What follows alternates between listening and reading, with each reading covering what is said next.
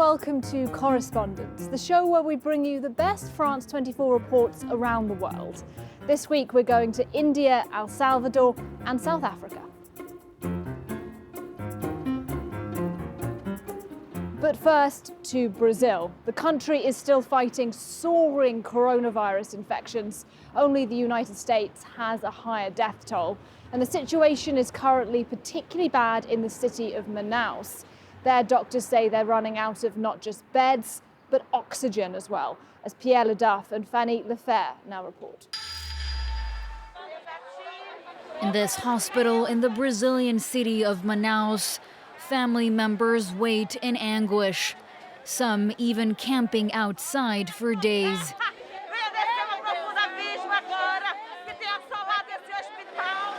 The hospital is at a breaking point. Only people with severe symptoms are taken in. Barely able to stand, this woman was finally admitted to hospital. A huge relief for her sister. It's appalling.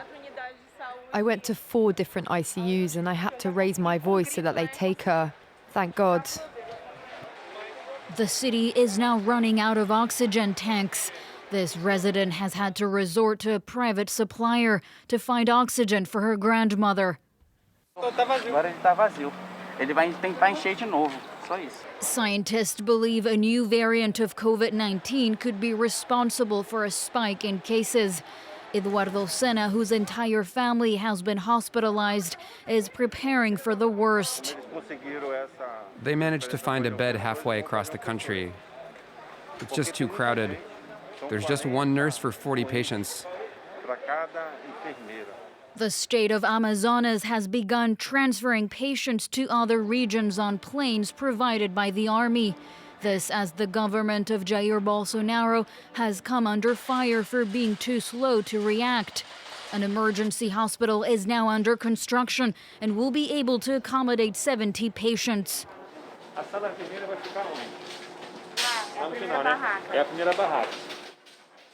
This is where precious supplies of oxygen will be stored. The oxygen will come through these pipes. That will guarantee the constant arrival of oxygen. We'll have a special machine, but it has its limits. It cannot supply oxygen to the entire state, but at least we won't face shortages here. Oxygen, but also vaccines, both highly prized commodities in Manaus. Following the country's approval of jabs developed by AstraZeneca and China's Sinovac, more than 50,000 doses are set to be shipped to the city for immediate use. So that report from Brazil, the worst affected country in Latin America. And the worst affected country in Africa is currently South Africa. The government says it will vaccinate about 70% of the population by the end of this year, prioritizing groups at risk. Now that includes people who are obese, and a majority of women in South Africa are overweight or obese. What are the links between obesity and coronavirus? Our team in the country investigates.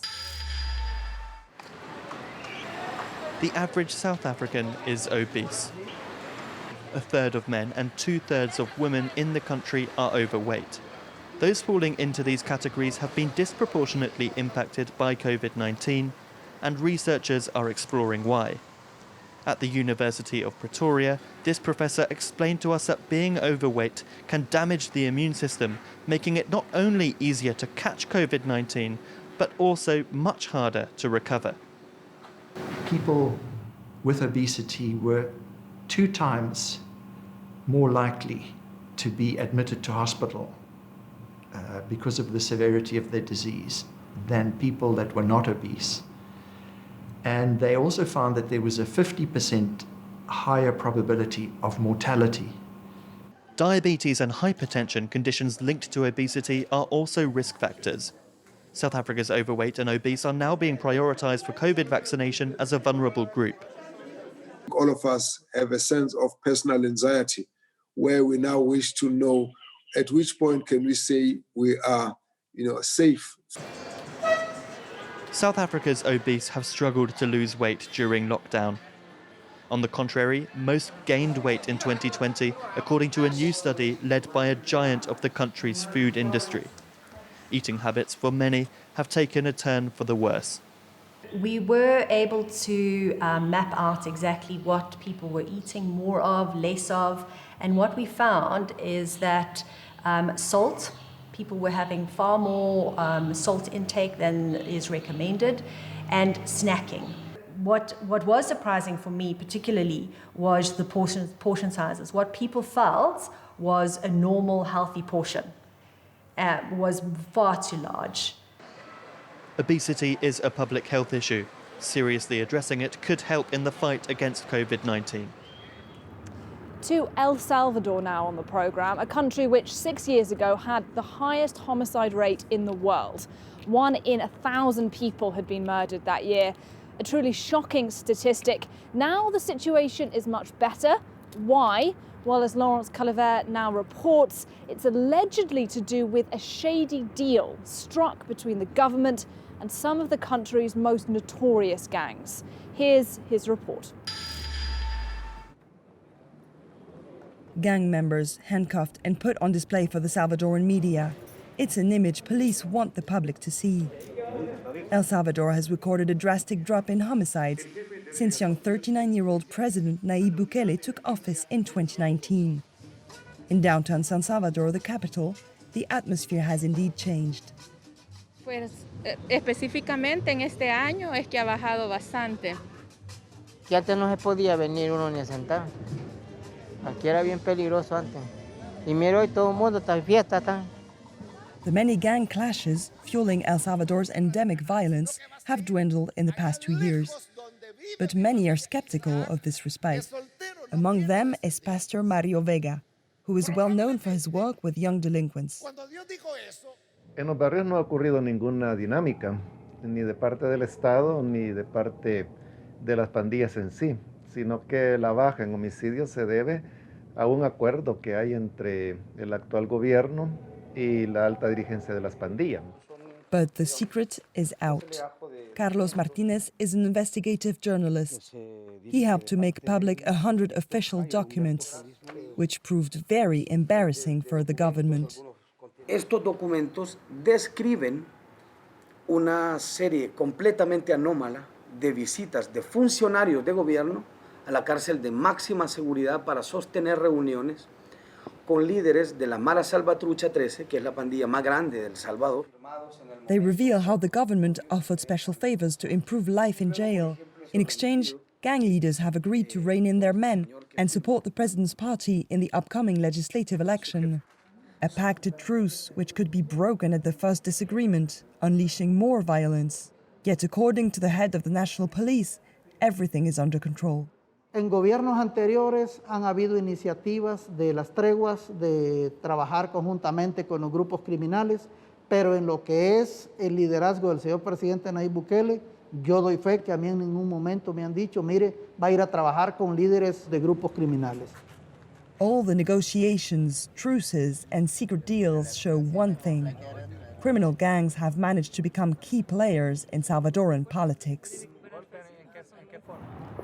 For our last report today, we're looking at the historic events unfolding in Washington this week, but from an Indian perspective.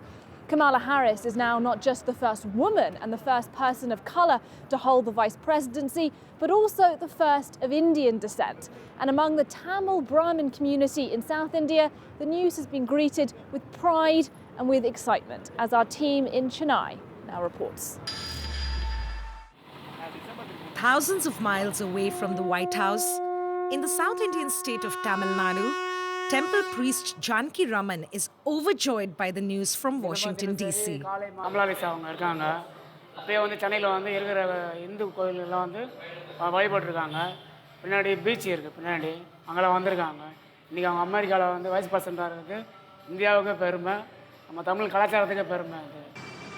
It's a culture that's thousands of years old.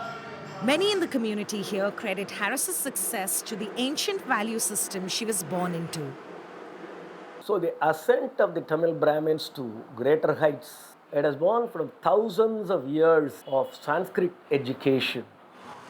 3 of the 5 Indians who have won a Nobel Prize in Science come from the community, as does India's former chess champion Vishwanath Anand. Tamil Brahmins have also distinguished themselves in the diaspora, counting several Silicon Valley CEOs like Google's Sundar Pichai and PepsiCo's Indra Nooyi among their ranks. They stressed more on education and respect to elders, and above all, following the family values. All these factors made them to seek new frontiers. But for some, the Tamil Brahmins owe their success to the privileges conferred on them by their position at the top of India's caste system, a social hierarchical structure that is still a source of oppression in the country. Kamala Harris doing well, while it is a happy moment for all of us, that's all because of the privilege that she was born into. Her grandfather was a senior civil servant. Their circumstances that gave her the opportunities are not at all compared to the women here. As Tamil Brahmins celebrate the rise of Kamala Harris, many others in the state hope that her elevation will shed light on the broader Tamil culture.